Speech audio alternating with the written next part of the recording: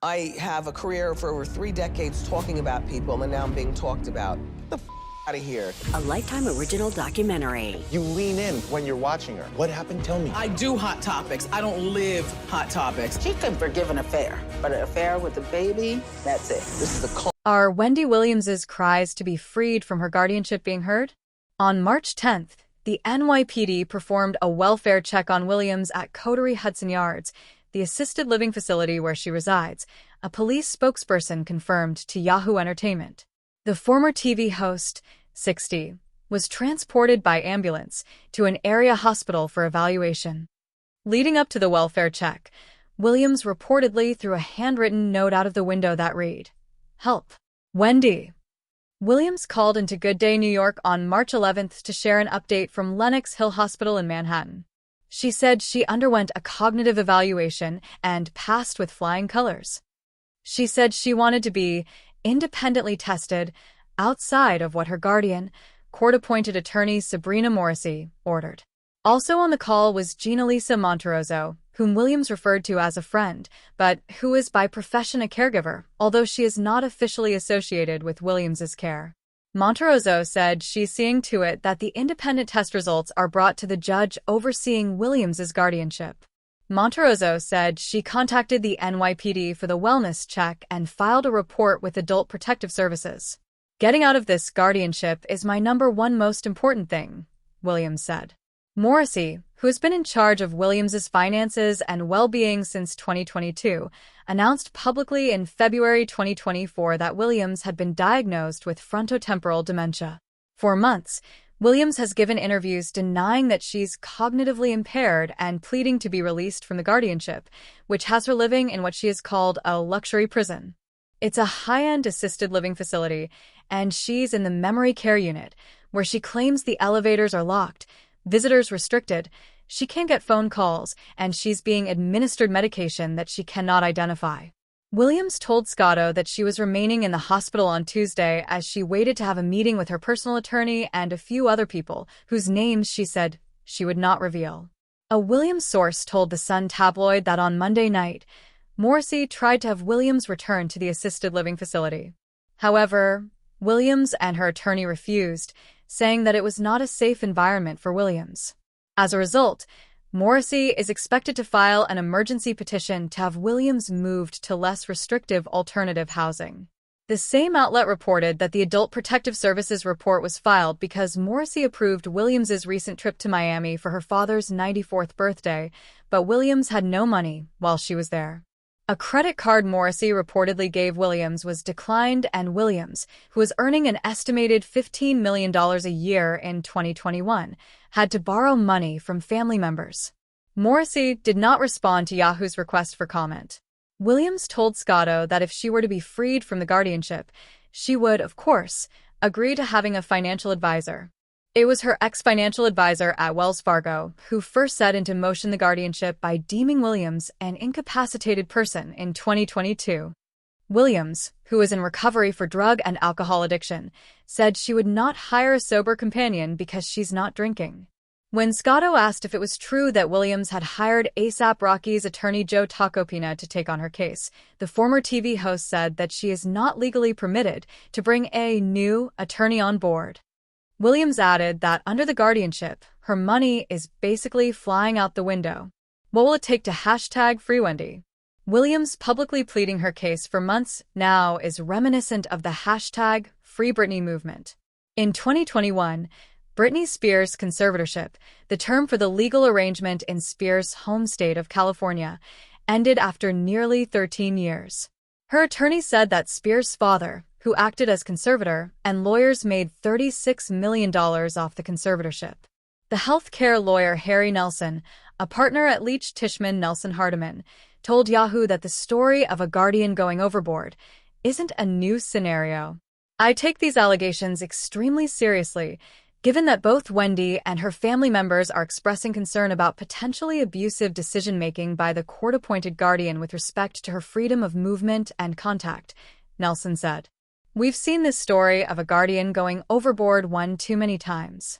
The fact that Wendy is so articulate in expressing that she believes the guardian is mismanaging should demand the highest possible level of scrutiny over the choices being made by the guardian.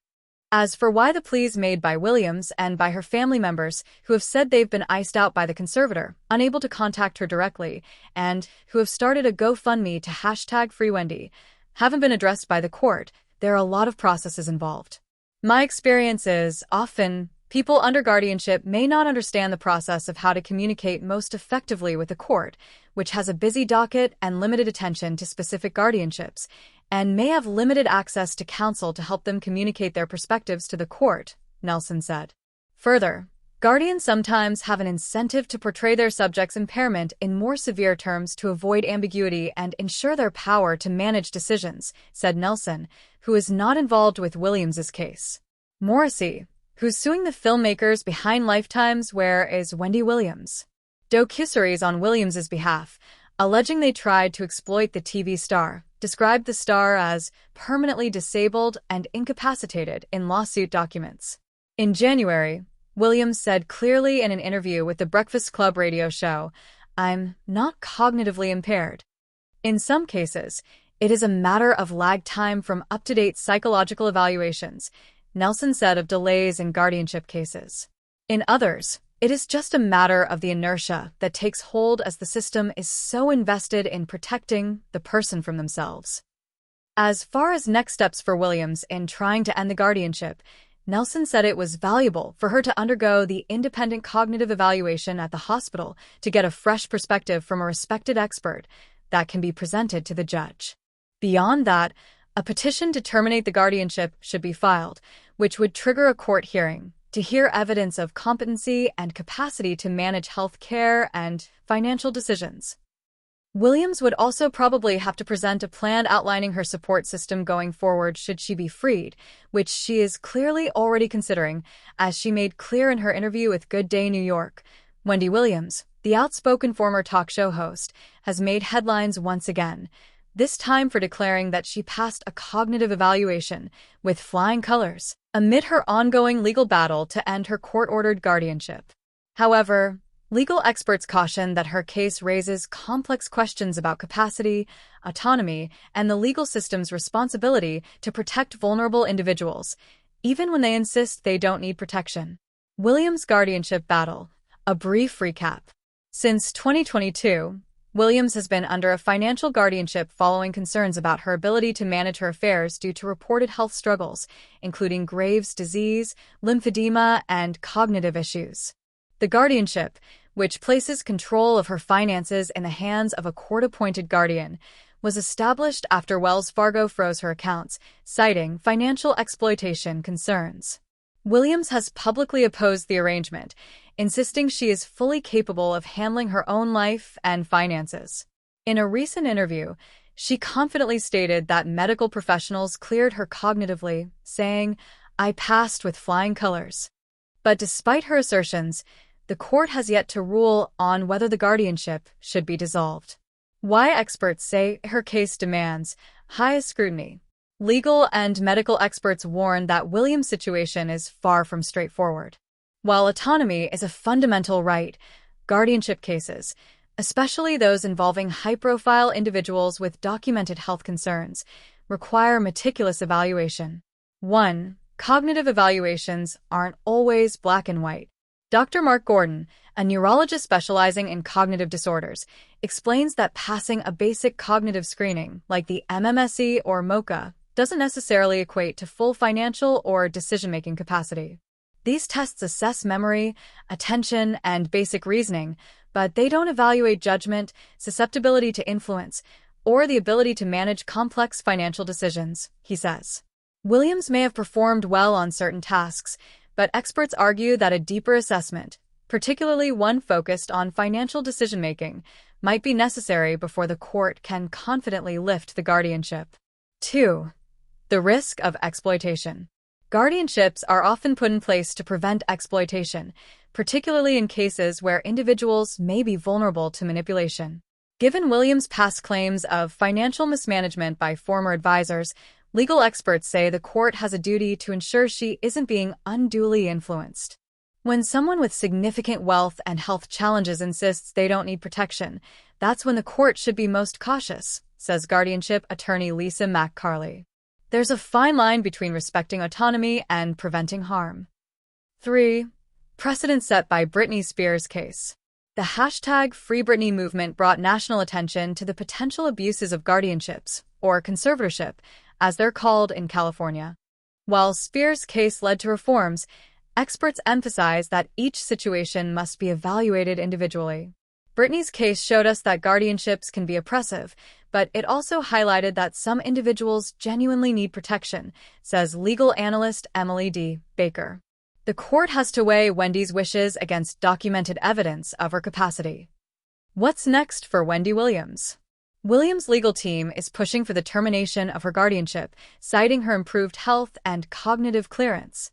However, the court may require independent medical evaluations beyond the initial cognitive test, testimony from financial experts assessing her ability to manage her estate, a gradual transition plan, rather than an immediate dissolution of oversight. The bigger conversation: guardianship reform.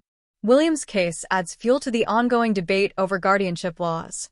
Advocates argue that less restrictive alternatives, such as supported decision-making, should be explored before stripping individuals of their autonomy. Guardianship should be a last resort, says disability rights attorney Jonathan Martinez. But when it is necessary, oversight must be transparent and regularly reviewed to prevent abuse. Conclusion: Wendy Williams' fight for independence is deeply personal, but it also intersects with broader legal and ethical questions.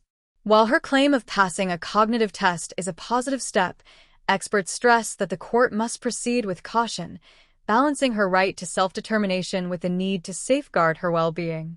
As the case unfolds, one thing is clear: the scrutiny surrounding Williams' guardianship won't fade anytime soon. And for good reason.